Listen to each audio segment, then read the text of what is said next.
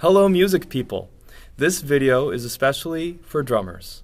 Here I am encouraging all drummers to make full use of the incredible dynamic range of the drum set. As a drummer, you have an amazing instrument in front of you. There are probably no other acoustic instruments in the entire world that has the same dynamic range of a drum set. You can play very, very softly and you can play very, very loudly.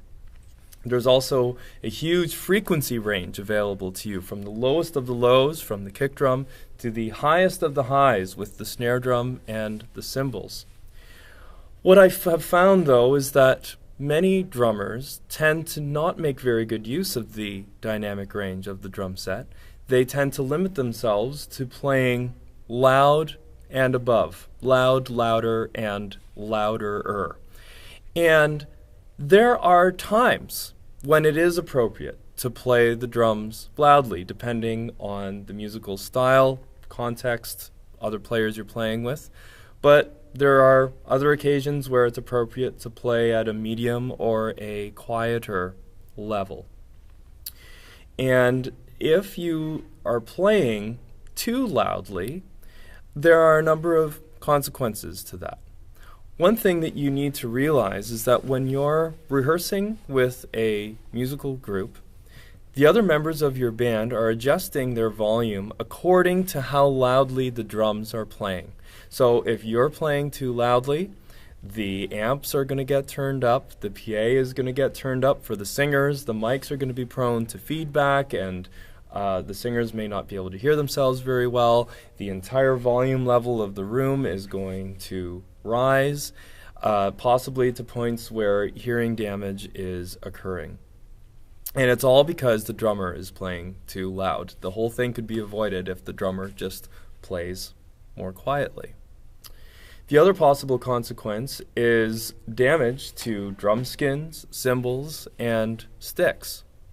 I want you to think for a moment about the fact that all sound comes from vibration. And in the case of a drum set, when you play the snare or your toms, you're striking the drum with your stick and the skin is vibrating, right? If you play your cymbal, the entire body of the cymbal vibrates. There is only so much vibration that a drum skin and a cymbal are physically capable of doing. There comes a point when you play so loud and so hard that there is no sound-related advantage to doing so. You're really not getting any more volume out of the drum or out of the cymbal, because again, there's only so much it can vibrate.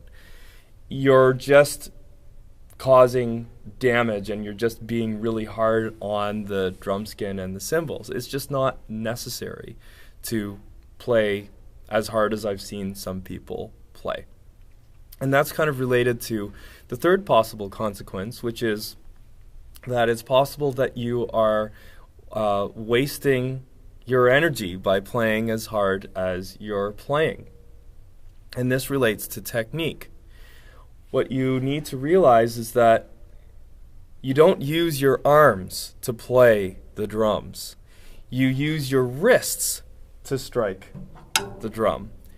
I'm going to show you in a minute how much volume you can get out of a drum and out of a cymbal just by using your wrist. You may have seen professional drummers flailing their arms as they're playing the drums. Well, I'm telling you that it's an illusion. They're not actually using their arms to strike the drums. They're using their wrists to strike the drums, and they're flailing their arms around for showmanship. And so in the next few video clips here, I'm going to show you the dynamic range of the drums that can be achieved just by using your wrists to play.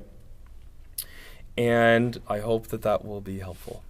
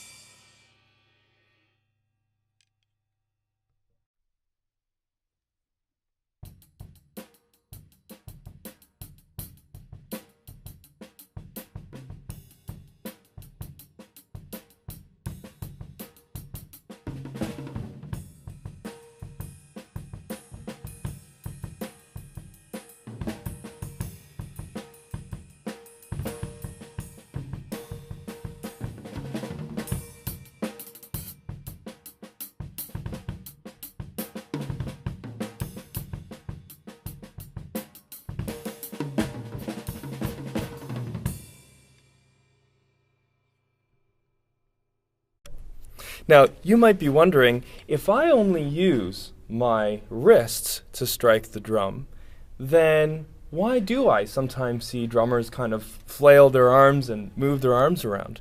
Well, it's partly showmanship, like I mentioned before, but the other thing is that the arms are actually used to reposition your wrists on top of the different drums and cymbals that are necessary.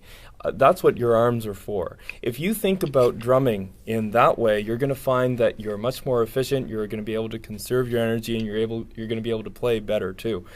So I'm going to play a fill that will hopefully demonstrate this concept.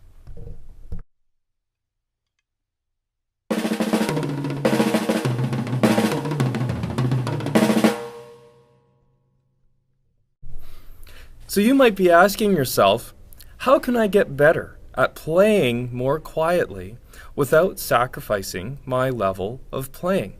There's probably a number of ways you could do this. I'm going to tell you two really simple practical techniques for how you can improve in this area. One is very simple. When you're practicing, make it a challenge for yourself to see how quietly you can play.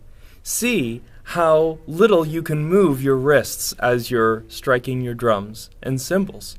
Start with simple beats, fills, and feels that you know you're comfortable with, and see how quietly you can do them. The second way you can get better at playing quieter is practice with headphones, as probably many of you do already as you're playing along with recordings or tracks or a metronome, and see how low you can turn your headphone volume. This is going to force you to play along quieter on the drums so that you can hear what is going on in your headphones. So I think if you make these two practice techniques part of your daily practice routine, I really think that over time you're going to become more and more comfortable playing more quietly, and that is going to have a number of benefits for you as a musician. And so I hope this video has been helpful, and I will see you next time.